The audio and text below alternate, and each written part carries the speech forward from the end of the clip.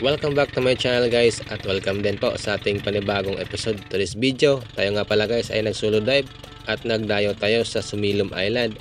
At naghahunting tayo dito ng King Mac gamit yung ating Wahoo decoy natin. Kaya ayan, sa mga bago pa lang po sa channel ko, please mag-subscribe po kayo para lagi po kayong updated sa lahat ng mga video na aking ilalabas. Kaya tara, let's go!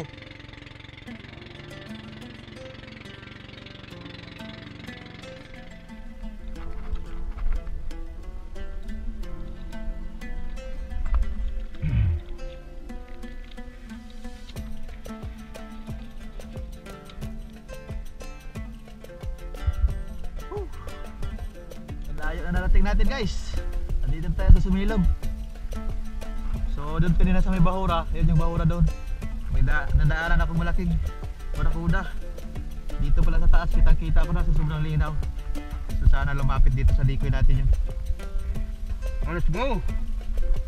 Woo!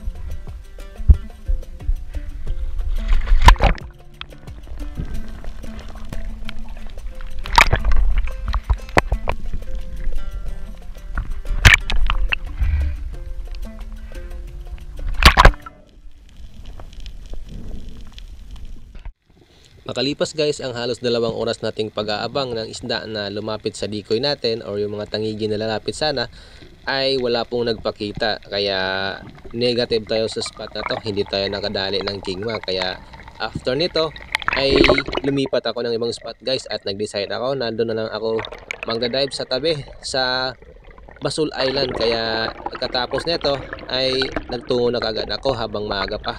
At nakarating nga pala ako dun sa spot ay alas 10 na po ng umaga. Kaya napaka-exit na lang po ng oras na pinagpanaan natin dito sa spot na to sa Basol Island.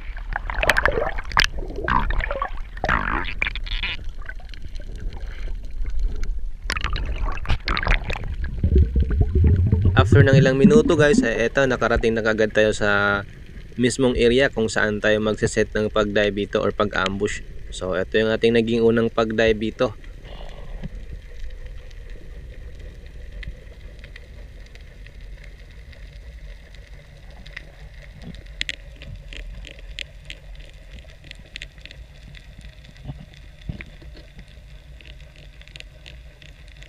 Medyo may kalabuan po yung spot dito guys, kaya eto, medyo hindi matatanaw yung isda sa malalayo. Pero buti na lang may nakita kagad ako dito sa likod ko, paglingon ko, na meron na palang green jobfish na papalapit sa atin. Kaya agad ko itong pinana nung lumapit sa atin.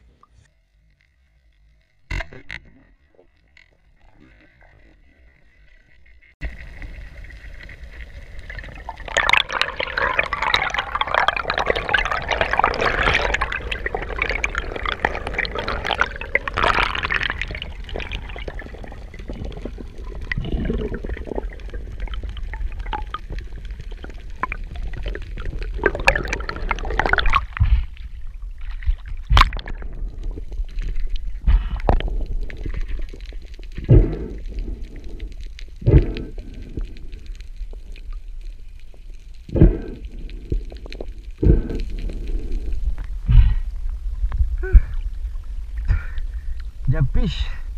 Okay, jumpish. Malago do. Good size na. May 1 kilo siguro to.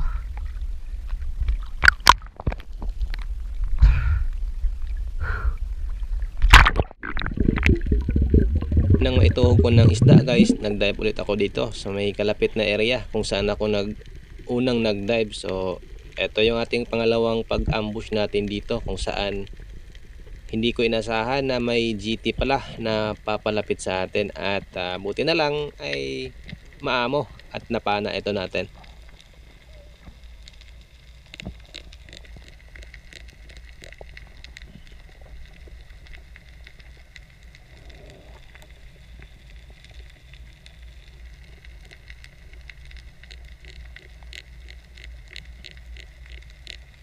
Yang tumutunog po guys ay yan po yung DIY na cricket ko, o yung pangpaakit po ng isda para lumapit at hindi na po natin kailangan mag fish call.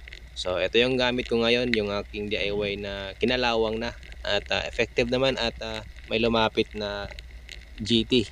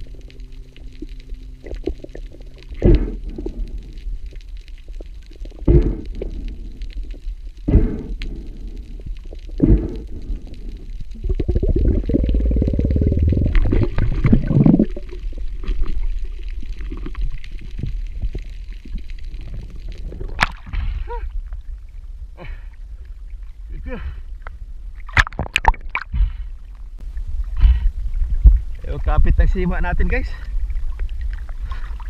Malayo pa pala.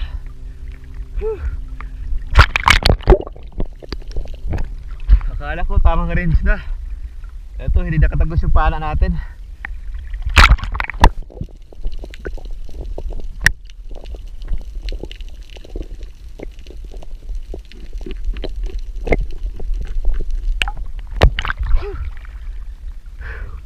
Good size sa GT.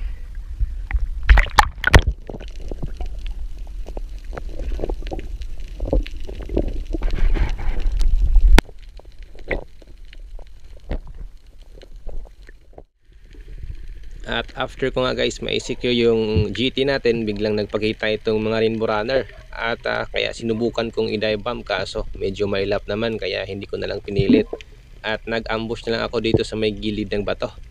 So sa dive na to, hindi ko inasahan na may GT pala na malapit na sana sa atin, kaso na late na tayo bago napansin natin yung GT. Kaya sobrang hinayang ko dito na hindi ko napana yung GT.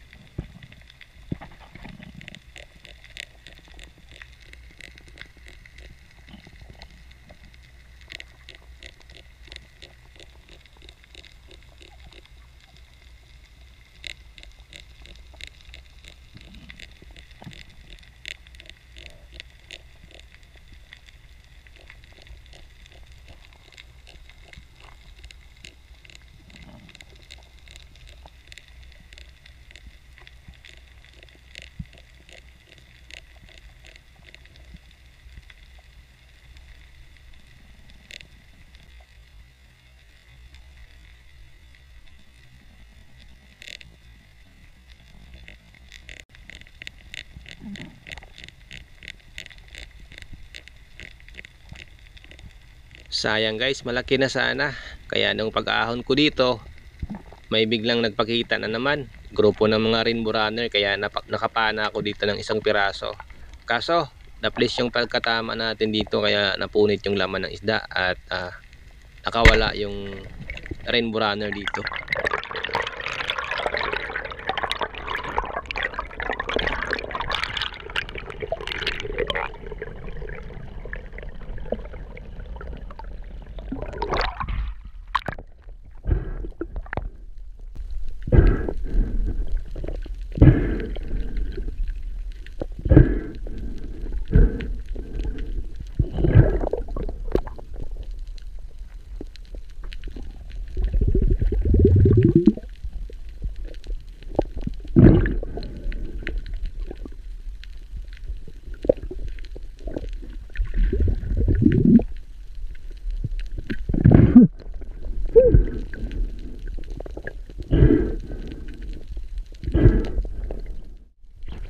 Habang nagpapahinga ako dito guys, biglang sumulpot na naman itong grupo ng mga rainbow runner. Kaya dali-dali kagad ako nag-load ng rubber dito. At habang nasa baba pa natin sila, at itong grupo na to ay napakaamo, kaya nakapana ako dito ng isang piraso.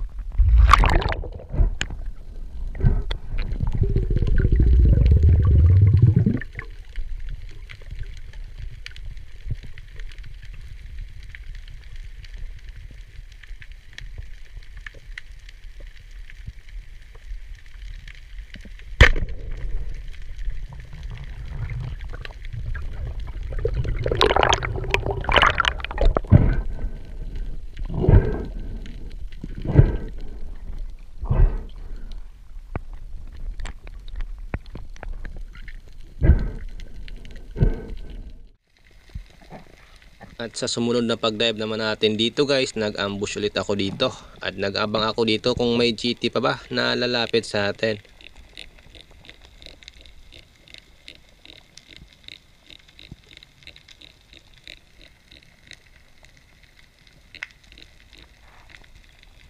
Ngunit ilang segundo pang nakalipas, eto yung nagpakita, grupo na naman ng rainbow runner. Kaya pumili kagad ako ng isang piraso dito. Ayun, tinamaan naman natin guys, kaso nga mababa lang yung tira natin at nag-close yung sima natin kaya hindi natin nahuli. Sayang.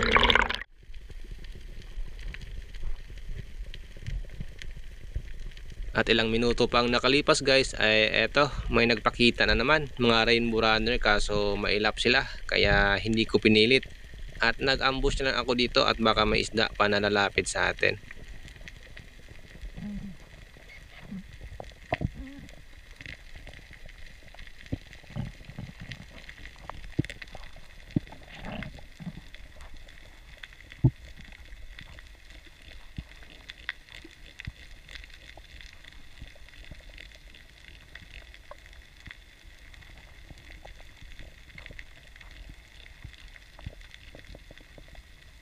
Meron sanang Big Eye Emperor ayun sa unahan, nagpakita sa atin, kaso medyo may pagkamailap din ang isda na to at mautak, ayaw talagang lumapit sa atin. Andun lang sa unahan guys, ayaw talaga, hindi talaga lumapit yung isda dito sa atin, kaya umahon lang ako dito.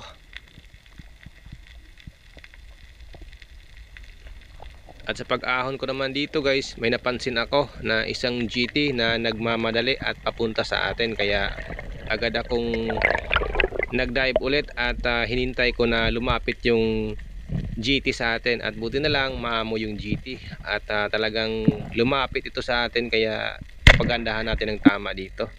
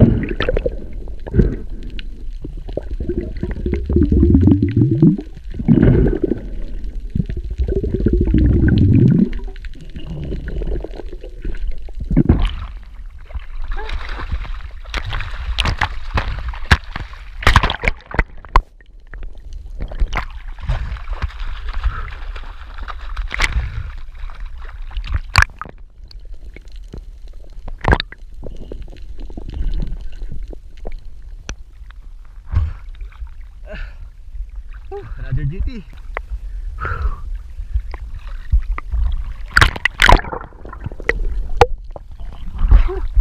Buti na lang maamo lumapit sa atin.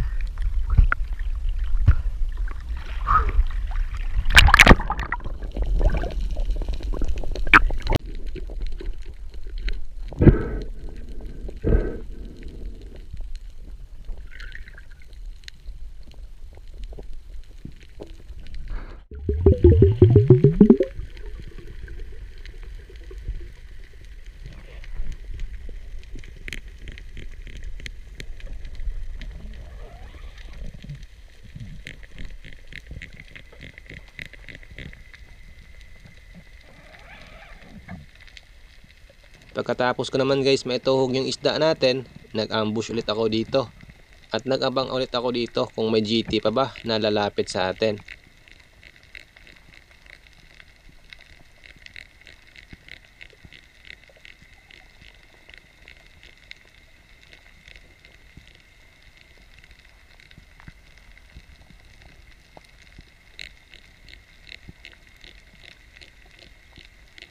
At ilang segundo lang po guys ang nakalipas, biglang gumalaw po yung mga maliliit na isda.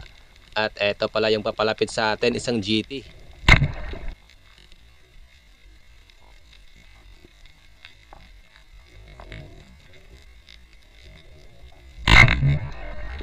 So sobrang lapit ng GT guys, tumagos yung shafting natin, kaya yung isda ay umabot hanggang sa shooting line natin.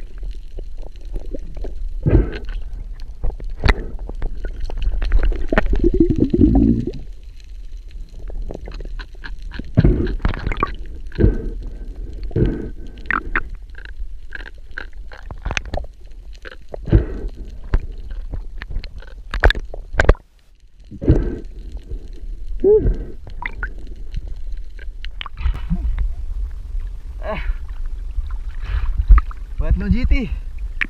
Timing. Doon dumaan yung GT. At doon din naka tutok yung pana natin. Napansin ko na kasi guys yung mga maliit isda biglang nagsialisan. Yung pala yung GT doon galing. Napaka-effective po talaga ng cricket. Dahil yung cricket natin kinalawang na. Effective po siya kapag malabo yung visibility. Pang-apat na sana na GT natin to kung nakuha natin yung kanina. Kung napansin ka agad natin yung GT. Ito medyo malaki to. Sa mga 4 na kilo.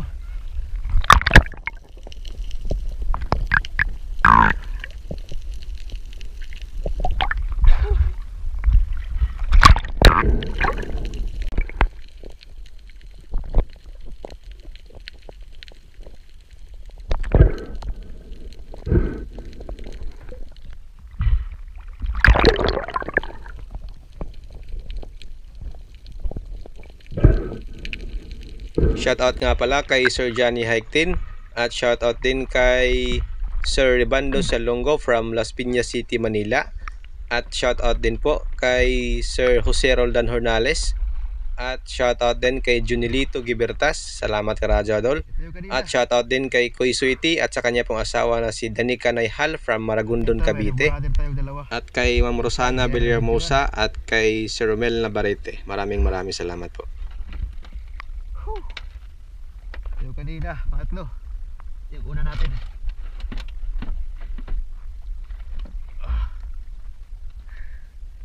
Ito yung malaguno.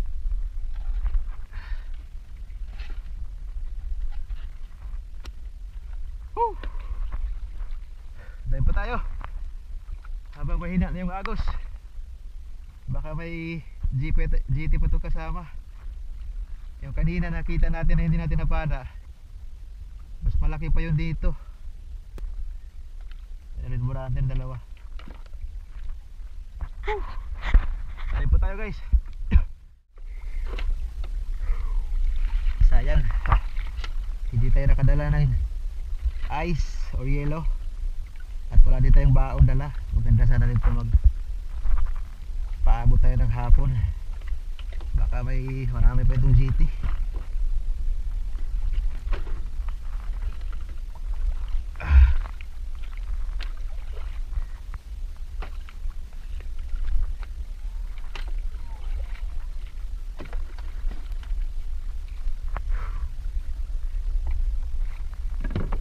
Tayo. Ilang minuto lang po ang nakalipas guys. Eto nakapana na naman tayo ng GT. Kaso na-delay yung pag-open ng camera natin. Gawa ng nagtitipid kasi tayo sa battery. Dahil palubat na po yung GoPro natin.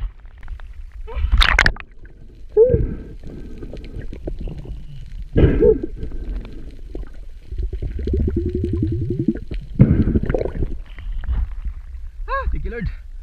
Paapat na GT guys. Laki. Gandang patama. Sayang, lahila yung camera natin. Nalit yung camera natin pag open. Nagtipid kasi tayo ng battery. Palubat na kasi yung GoPro natin.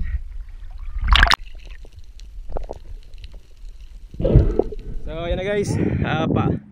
Pauwi na tayo. Ito yung mga dali natin. Ayun. 4 na GT, 2 rainbow runner, 1 green jagfish. O yun o. Thank you Lord. Napakalaking blessing. Ito yung panghuli na nadagdag natin. Hindi na natin na-videohan. Nag-shutdown na talaga yung camera natin. Ito mas malaki pala itong panghuli natin na huli comparison sa kanina. Yung isa na malaki. Ito yung una. Yun yung pangalawa. Ito yung pangatlo. Ito yung panghuli. So ito 2, 1 green jagfish. Paldo, bawing-bawi na tayo. Biyahe pa tayo. Isla namin, napakalayo. Iikot pa tayo dun. Mga 1 oras pa yung biyahe natin, or hindi siguro mag-aabot ng 1 oras dahil pabor tayo sa agos. So, eto, kikiluhin natin to kung ilang kilo lahat dun sa bahay. Wala tayong dalang hilo. So, takpan lang natin to para hindi mabilad. Tara, Walang tangigi sa decoy natin na lumapit. Walang nagpahuli. Malakas din kasi ngayong agos dito sa Pasig. Kaya hindi tayo makapagpamana ng tangigi. Malakas kasi yung anod natin. Doon sa unang spot natin sa Sumilom, doon yun, walang tangigi na lumapit, walang nagpakita. Paglipat naman natin dito sa Basol, wala din. Malakas yung agos dito sa Pasig. So doon lang tayo sa tabi nag-dive. Ayan, timing. Sampa ng GT ngayon. Meron pa sanang GT ako nakita dito sa Pasig, kaso nabulabog natin sa decoy kasi yung decoy nakalambitin lang dito sa bangka natin. Tapos ayun nga, itong pana kasi natin mayroong lubid, in case kasi makapana tayo ng malaking tangigi, may buya na tayo. So nabulabog natin yung GT, sayang, dalawa sana yon, malalaki na. So tara, at update ko kayo guys pag uwi dun sa bahay, ilang kilo to lahat. Thank you. Tara, let's go. Okay, tara. Ano guys, yung huli natin.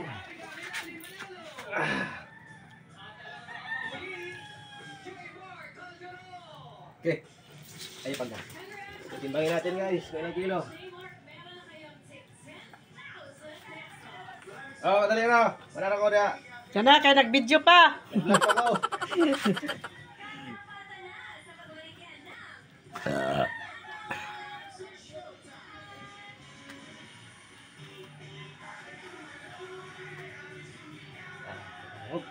Kumita lang dito sa Barso.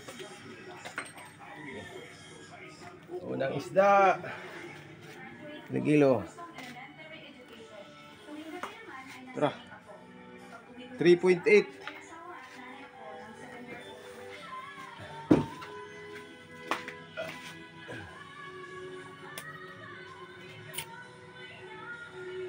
Kumita lang ni Kang Dayon sa Cebu Kang.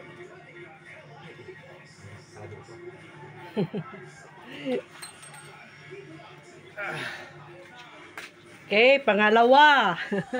Walang isda. Pangalawa, oh. Parehara, 3.8. 3.8.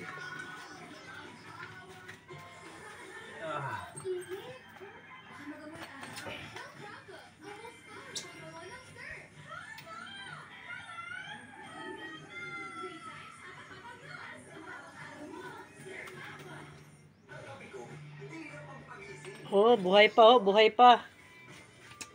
Pangatlo. Okay, ito, pangatlo. 2.3.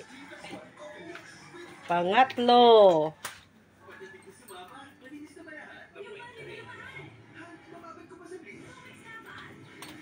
Ito, pang-apat. 2.6. 2.6. Pang-apat. Ayan, ito na eh. Ito, pang-lima. Oo. Pang-lima, oh, pang-lima. Doon. 1.6. 1.6. Yan guys, yung huli natin lahat. So, kayo na magbalanse kung ilang kilo lahat. So, Like na mo, guys. lalagyan muna natin to ng ice. I-deliver natin to dun sa buyer. Wala pa doon yung buyer ngayon. So, ito. May buyer na to dito sa labas. Naghihintay. 1.6. Kinabukasan naman guys, binalikan ko yung spot kung saan ako nakapana ng mga GT. Kaso biglang tumamlay po yung spot, wala na pong GT nagpakita, kaya hindi ako nakarami dito sa araw na to. Nakahuli lang po ako dito ng 2 pirasong isda sa muli kong pagbalik sa spot. Dito sa unang dive natin, ito yung unang isda na napana ko, isang batfish or dayapugan. Kaya pinana ko na dahil napakatumal po ng sampa ng isda ngayon.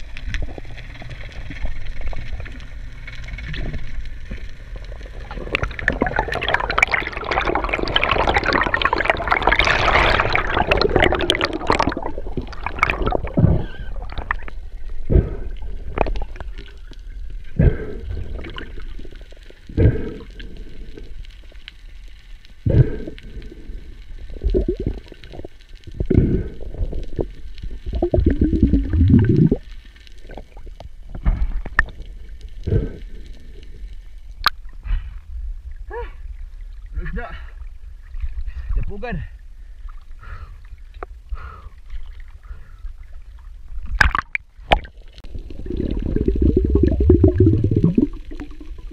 Sa sumunod naman na pag-drop natin guys, may nagpakita isang malaking malagono or green jobfish. Napakalaki po. Ito po ay nagtimbang ng mahigit 2 kilo. Kaya ayos na rin ng 2 piraso natin. Hindi tayo na zero sa muling pagdayo natin. At nakabawi na rin tayo sa nagastos natin sa konsumo.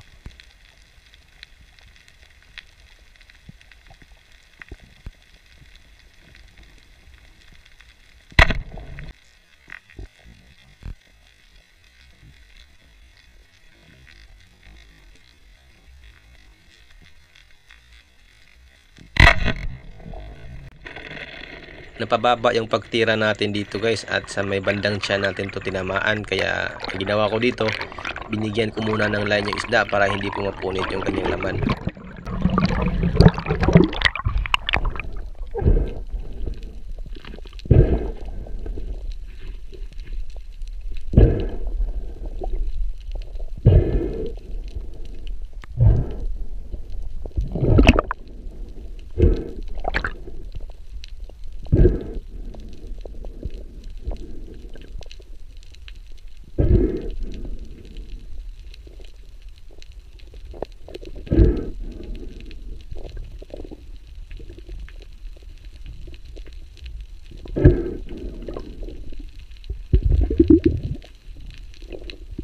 At pagkatapos ko naman guys ma-secure yung ating pangalawang isda, nag-dive pa naman ako dito, kaso wala na po talagang isdang nagpakita. Kaya nag-decide ako na umuwi na lang at magpatuloy ulit sa susunod na araw sa ating pamamana. At eto lang yung mga nahuli ko, naka 2 piraso lang tayo.